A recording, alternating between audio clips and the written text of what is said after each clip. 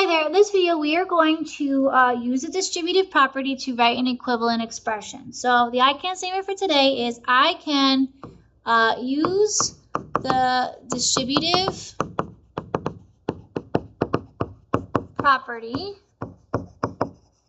to write an equivalent expression. All right, so first things first, you need to know what equivalent expressions are, and these are simply expressions that are equal to each other. All right, so the distributive property, that's when you multiply. So to multiply a sum or difference by a number, you want to multiply each term, emphasis on term, not number, term, multiply each term inside the parentheses by the number outside of the parentheses. So for instance, here we have 5 times 10 will get us 50, 5 times 4 will get us 20, 50 plus 20 gets us 70. All right, this is way easier than if you were to multiply 5 times 14, and then you would have to line it up and whatnot. All right, so where in the real world? You actually use this all the time, you don't even realize it. So the club sandwich lunch special costs $5.25. Use the distributive property in mental math to find the total cost of the lunch for 4 people. All right, so really quickly in your head, if you're in the store and you see one lunch costs $5.25 and you're trying to buy it for 4 people, okay, you're not going to sit there and do 5.25 times 4 and then try to get your answer. All right, what you will probably do is you'll probably take the $5, multiply that by 4 people, and take the 25 cents, multiply that by 4 people, and then add those two together. What you just did was you broke it apart and you used the distributive property. You did 4 times 5 to get 20, and then 4 times 25 cents to get 1. And you get $21 for the total 4 people. All right, so let's look at some more examples here. We've got here 2 parentheses 4x plus 1. So 2 times 4x will get us 8x. 2 times 1 will get us 2. All right, let's look at the next example. 3 times x is 3x. 3 times 2 is 6. Working with negatives. When looking at expressions, I want you to recognize the plus or minus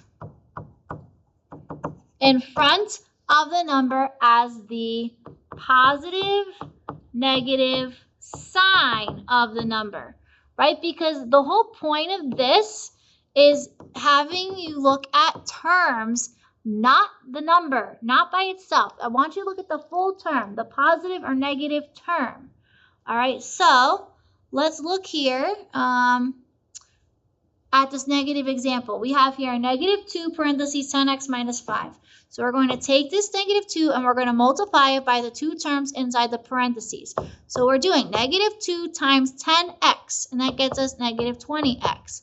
Negative 2 times negative 5. Don't look at that as just a 5. Look at it as a negative 5, right? Because that is what your term is. So we're talking negative 2 times negative 5, and we get positive 10. All right. Over here, we're going to start with the 8. 8 times 10x is 80x. 8 times negative 3 is negative 24. Be careful with your signs. We have a positive times a negative, and that gets you a negative. So your new expression is made up of the 2 terms, 80x minus 24. I hate when people say to me, they ask me, okay, is this a minus or is this a negative? It's the same thing, right? When you read it as 80x minus 24. When you identify the terms, though, in this expression is made up of positive 80x and negative 24. All right, let's look at our next example. We have 1/2 times 6x minus 2. So half of 6x is 3x. Half of negative 2 is negative 1. In our next example, anytime you have a negative next to the parentheses, there's always an invisible 1 there. So that invisible 1 is what you are going to distribute. So negative 1 times 6x is negative 6x. Negative 1 times negative 8 is positive 8, right? Remember, we look at this as a negative 8. Negative 1 times negative 8 gets you positive 8. All right, in our next example here, just because it's on the outside of the parentheses on the right, doesn't mean anything. We're just doing the same exact thing. So we're going to take this 3 and we are going to multiply it by each term. So this first term is negative 1x. 3 times negative 1x is negative 3x. 3 times positive 4 is positive 12. So now we have negative 3x plus 12. All right, in our next example, we have a negative 2 outside the parentheses. You're going to multiply it by each term inside the parentheses. Negative 2 times x is negative 2x. Negative 2 times negative 6 gets you a positive 12. All right, and next here we have this negative 1 on the outside of the parentheses. Negative 1 times 3x is negative 3x. Negative 1 times 2 will get us negative 2. All right, let's continue. Find the area of a rectangle given the length is 2 and the width is 5x plus 2. All right, so here is my rectangle. I'm going to just draw a picture of this. We know that the length is 2 and the width is 5x plus 2. You know that area is equal to length times width. So if we know that our length is 2 and our width is 5x plus 2, we are just going to multiply those. So our length is 2 and our width is 5x plus 2. Now we can use the distributive property to find the area.